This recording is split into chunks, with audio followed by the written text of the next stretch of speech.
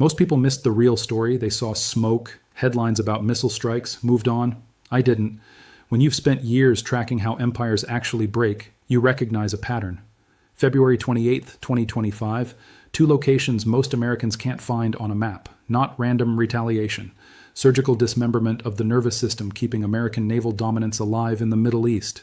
I'm Kane Shimatsuka, and I need you to understand something no Pentagon briefing will ever admit. The facility commanding 2.5 million square miles of ocean, the port feeding every American ground operation in Kuwait, the ship extending U.S. Navy range across the Indian Ocean, all came under coordinated Iranian attack within the same operational window, not scattered strikes, a kill chain designed to collapse American power one node at a time. There's a 20-story luxury apartment in Manama, Bahrain, where residents watch U.S. Navy personnel walk to work every morning. The Crown Plaza Hotel sits close enough that breakfast guests see the 5th Fleet headquarters from their tables, not some hardened bunker in the desert. The command center for America's entire naval presence across the Persian Gulf, Red Sea, Gulf of Oman, embedded in a residential neighborhood like a Starbucks franchise. And on the last day of February, Iranian missiles turned parts of it into smoke visible from those same balconies. The 5th Fleet doesn't just coordinate a few destroyers, it manages operations across 21 countries, oversees 3 of the most critical maritime choke points on Earth, Strait of Hormuz, Suez Canal, Bab al-Mandeb, processes intelligence keeping 20% of the world's oil supply flowing without interruption, 20%, 1/5 of every barrel keeping Tokyo's lights on, Berlin's trucks moving, Mumbai's factories running. All of it depends on a command structure that just took a hit in a neighborhood where civilians filmed the impact on their phones. And let me be clear about what that geographic vulnerability actually means in operational terms. Every NATO command center, every major military headquarters I've studied, exists inside layers of defensive architecture. Hardened bunkers, redundant communication nodes, physical separation from civilian infrastructure specifically to survive decapitation strikes. The 5th Fleet headquarters sits in Juffair because for 30 years, the operating assumption was that Iran wouldn't dare, that American deterrence was strong enough that the location didn't matter. That assumption died on February 28th. Stars and Stripes, the Defense Department's own publication, confirmed damage to a service center near the command hub. Satellite imagery showed smoke. Bahrain's Ministry of Interior admitted the international airport, the same airport designated as evacuation point for American families, was struck and sustained material damage. The exit route got hit. Families ordered to leave couldn't leave because the door just got kicked in. 60 miles northwest, across the Gulf in Kuwait, Port Shuwaikh took strikes during the same window. You've never heard of Port Shuwaikh. Neither had most defense analysts until Iranian munitions started landing on it. A logistics facility handling fuel transfers, military cargo, supply throughput, keeping Camp Arifjan and Ali al-Salam airbase operational. No fuel means no sorties. No spare parts means no maintenance cycles. No logistics means no sustained American presence. Iran didn't hit this port to make headlines. Iran hit it to cut the bloodstream, brain in Bahrain, bloodstream in Kuwait, and this is where the pattern becomes undeniable if you know what you're looking for. I've analyzed enough conflicts to recognize when targeting shifts from symbolic to systemic. Iraq, 2003, the coalition went after leadership, communication towers, presidential palaces, targets designed to shock and demoralize. Afghanistan, the focus was on training camps, weapons depots, known insurgent positions. This is different.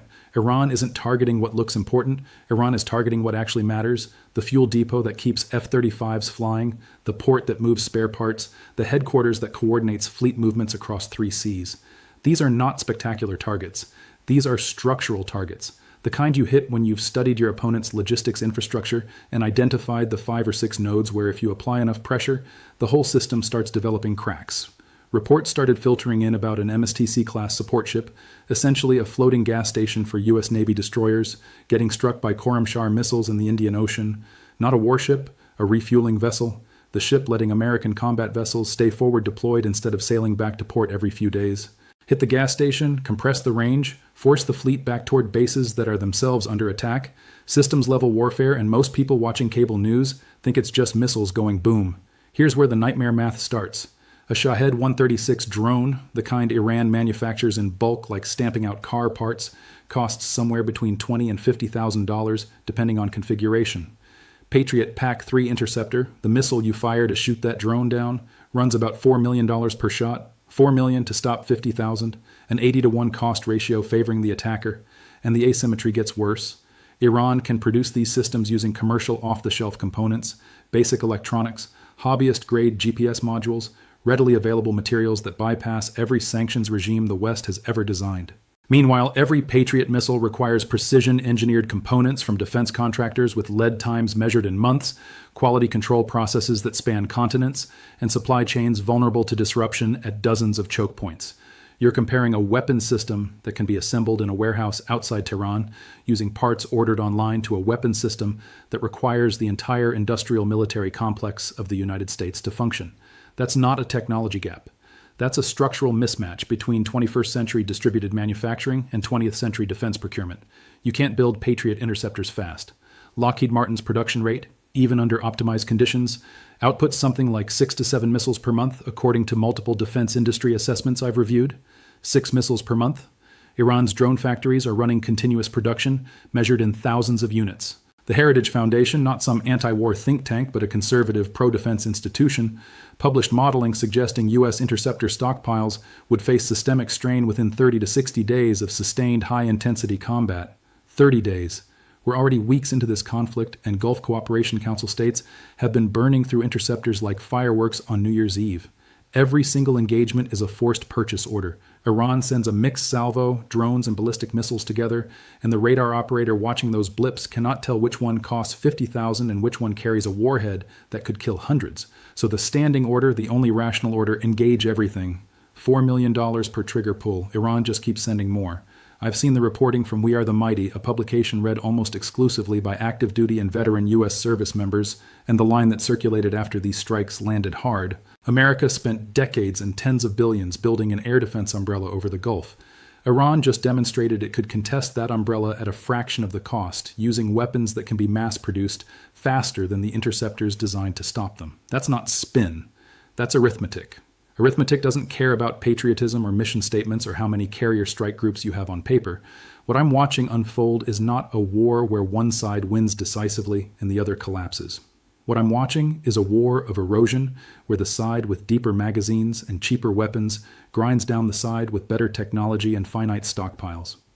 The United States, for all its overwhelming firepower, operates on a logistics model that assumes short, decisive conflicts, not prolonged attritional warfare where the enemy can afford to lose 10 drones for every interceptor you fire because they'll just build 20 more next week. And here's the part that should terrify every strategist in the Pentagon. China is watching this exact playbook unfold in real time. Every interceptor America burns in the Gulf is one less sitting in a magazine that could defend Taiwan. Every logistics node Iran proves vulnerable is a blueprint Beijing is updating in its own war plans. The depletion happening right now in Bahrain and Kuwait isn't just a Gulf problem, it's a global deterrence crisis. Because if Iran, with a $15 billion defense budget, can systematically contest American power projection using mass-produced drones and precision missiles, what does that tell Beijing about its chances in the South China Sea with a defense budget 40 times larger? The answer is being written in smoke plumes over Juffair right now. The 5th Fleet headquarters in Juffair, the port in Kuwait, the support ship in the Indian Ocean, these were not random targets.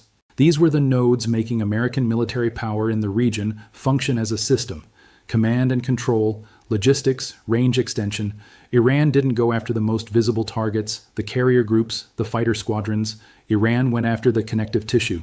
Every shipping company, every energy trader, every allied government in the region is now recalculating their assumptions about whether American presence in the Gulf can be sustained under this kind of systematic pressure. I'm not saying the U.S. Navy is defeated. I'm saying the assumptions that underpinned American dominance, untouchable command facilities, secure logistics chains, interceptor stockpiles deep enough to outlast any adversary, those assumptions just got tested in real time. The smoke rising from Juffair, visible from apartment balconies where people were eating breakfast, is the test result. And here's what comes next, because I've seen this pattern before in different theaters, different conflicts, same trajectory. The Pentagon will rush emergency munition shipments to the Gulf. Interceptor stocks will be drawn down from Europe, from the Pacific, creating gaps in other theaters. Production lines will be accelerated, which means costs will spike and quality control will face pressure.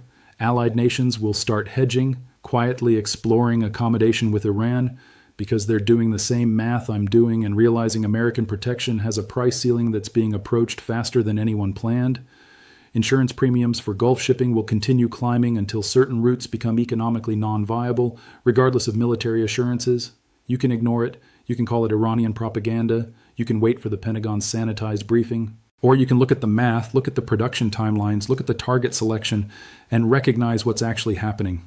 I've spent my entire career studying how power shifts, how empires adjust, when their assumptions get challenged by reality.